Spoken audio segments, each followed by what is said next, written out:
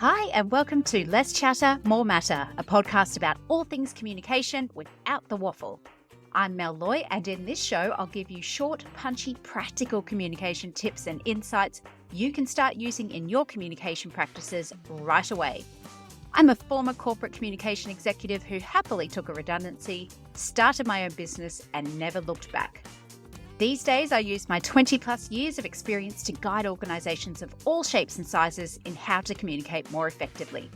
I'm wife to Michael, auntie to 12 nieces and nephews, a gym owner, group fitness instructor, yoga teacher, and a bunch of other things as well. I promise these episodes will always be short, sharp, and insightful. So let's get amongst it.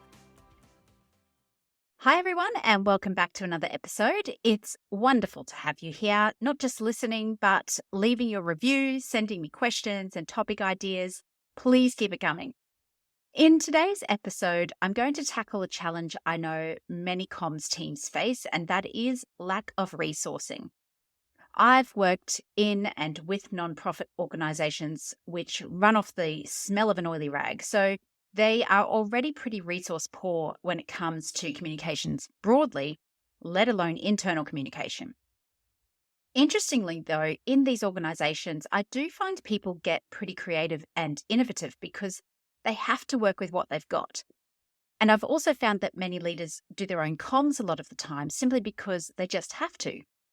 And as a side note, that's one thing that shocked me a little when I went from a nonprofit organisation to a comms team in a major corporate. I could not believe the amount of hand-holding that was going on for senior executives in terms of their comms. Honestly, it was next level. I think, yes, there is a time and a place for that, particularly when there's sticky issues that you're dealing with. But the day-to-day or typical leader comms, honestly, I think you should just have the capability to do that yourself with some good advice from your expert comms people or your EA, right? But I digress. Anyway, so yes, nonprofits and community organisations have to try and get a lot done with very little. But I've also worked in big corporates where they go through a restructure and hack away at the comms team, leave a few survivors standing, but then expect them to offer the same level of support that they always have and their stakeholders are used to receiving. Does that sound familiar? The fact is, most teams are not operating with the capacity they would love to have. I'm sure we'd all love to be doing much more for the people we serve, particularly those who work in-house in organisations. But circumstances very rarely change, so we have to find ways to deliver great work while still supporting stakeholders and driving organisational strategy from the inside out. So in today's episode, I'm going to share some ideas that have worked for me in the past and for my clients when we've had to deal with very limited money, resources, time, team members, but had to achieve a lot. So let's dive in. The first step any team needs to take is get clear on what you will prioritize and what you won't. Putting those guardrails in place is so important. But even more important is to actually stick to them. So if you're the kind of people who say yes to everything because it's hard to say no, you're going to have to get used to being a little uncomfortable for a while. There's two key things to consider when working out what you will prioritize. And the first is, how do you want to position yourself as a team? If you want to be seen as strategic advisors who work on the big juicy stuff, then you need to prioritize the work that supports that position. So no more copywriting monkey or prettying up presentations, okay?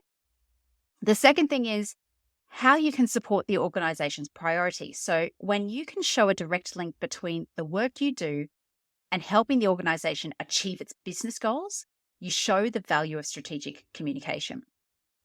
So with that in mind, I suggest coming up with a framework that clearly outlines your priority areas. I've done this for a couple of clients and organizations I've worked for, and it really helps everyone get clear. Not just your team, but your stakeholders and your clients as well. Now, usually the way I do it is a 3-tier framework. So tier 1 is top priority, and that's the stuff you get stuck into. And we usually define that as activity like building the CEO's internal brand, driving the organizational strategy, crisis communication.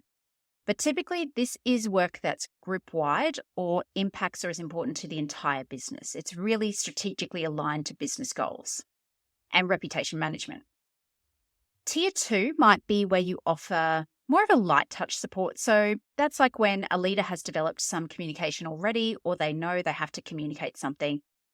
And it's not strategic at the organizational level, but it's important to their part of the business. So they might come to you for strategic advice, reviewing their messages, but you will not be doing all the work for them.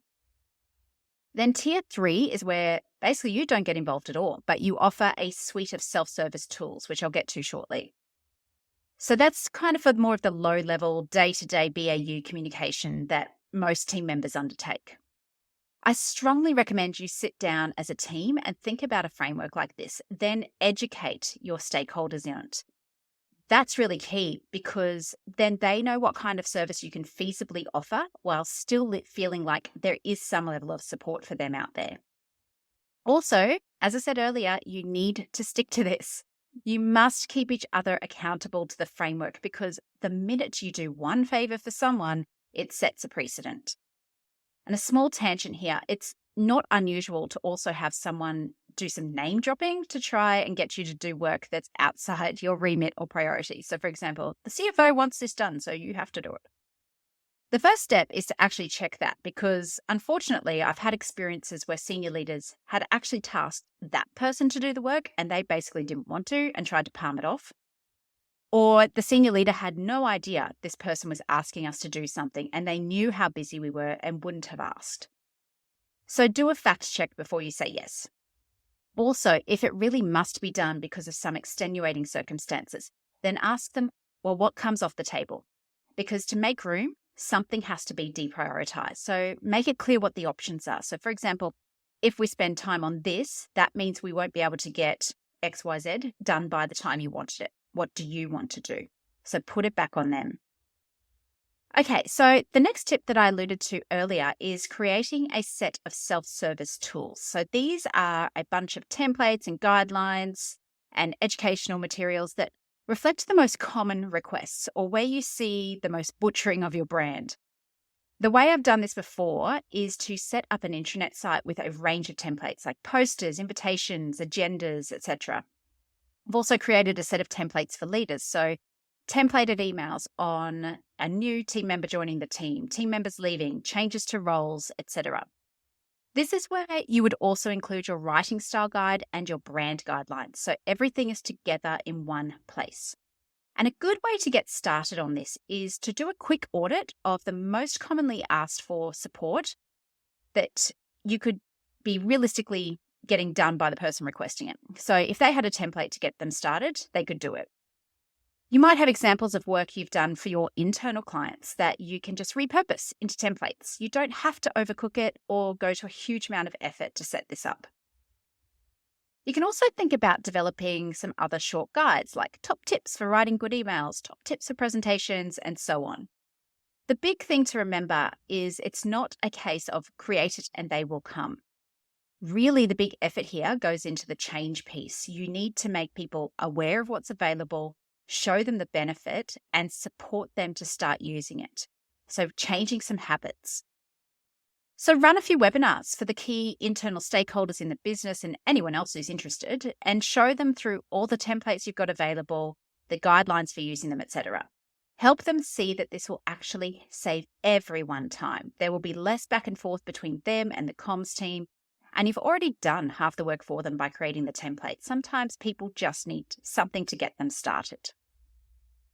And that leads me to my next tip, which is build the capability of people in the business to be better communicators.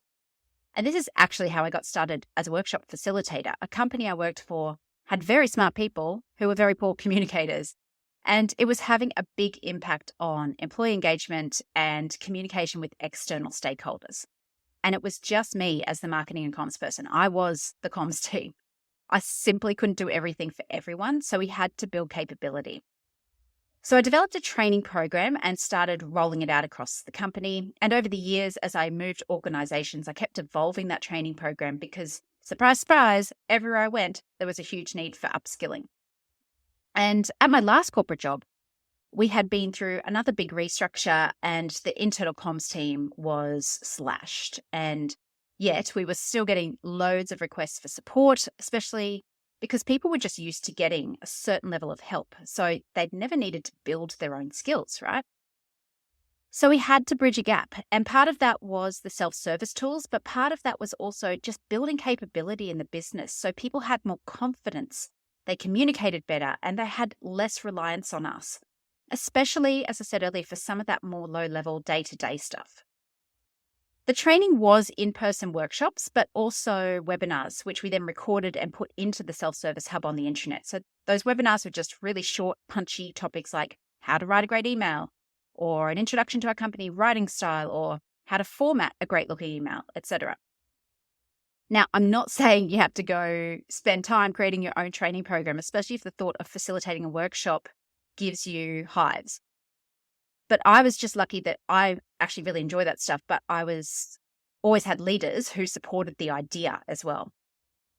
So look at ways, though, that you can support your internal stakeholders to build capability. It could be giving them a few training options from external providers they could invest in, right through to suggesting podcasts or articles to read, which again, you can then post that stuff on the self-service hub. So my other tip for resource poor teams then is to consider how you can use artificial intelligence tools to bridge the gap. I won't go through all of these in detail because I've done this already in a previous episode. If you go back to episode 21, I've shared some ways comms pros can start to use AI in their work and keep themselves relevant. So have a look at that on your app that you're listening to this on, or go to heymelcomms.training/021. But for the purposes of today's topic, I highly recommend a couple of AI tools to consider. And the first is, as you might have guessed, ChatGPT. It is a great place for your internal clients to get started. If they're struggling to write a report or an email, get them to have a go with ChatGPT first. Then they can tweak it to suit their needs, then run it past you if they want. It empowers them, it saves you time. The other tool is called Tango. I've been using this a lot recently and I love it. So this helps you document processes that you can then share as training or self-help tools. So for example, how to edit an intranet site or how to use a template you've provided. Now, my final tip for today is just get creative. Look at what you have and think about how could I use that more effectively? So for example, could your intranet homepage pull through more relevant content for specific groups of people? Or could it be redesigned in a way that makes it easier to consume information? Are there features of existing platforms that are underused or just haven't been turned on yet, but they could be really useful?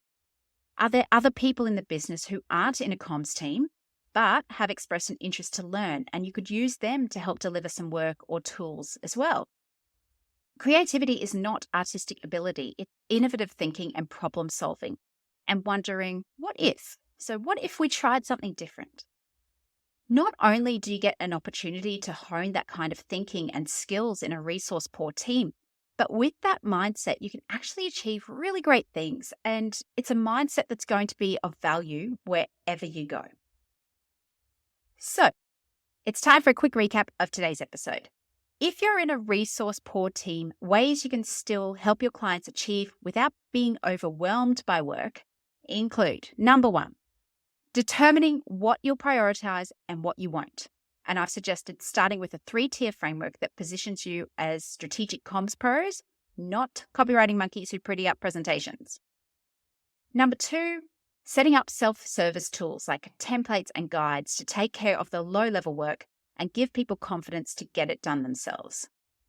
Number three, investing in capability building of stakeholders. So whether that's you upskilling, bringing in an external provider, or just suggesting other resources to help your stakeholders learn and bridge their skill and confidence gaps.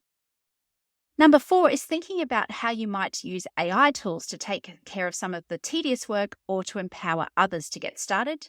And number five, get creative. Look at what you have. Think about how you could use it more effectively. So that's it for today. Hopefully that's given you a few key ideas you can start to mull over and perhaps think about implementing in your own teams. I mean, speaking of self-service tools and templates, my free 12-month comms toolkit is still running and you can join anytime and you'll still get access to the tools that I've already sent out.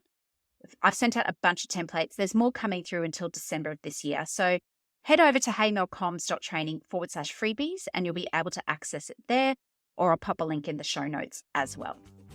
But as always, if you have any questions or topic ideas for the podcast, please get in touch. I'm more than happy to have a chat.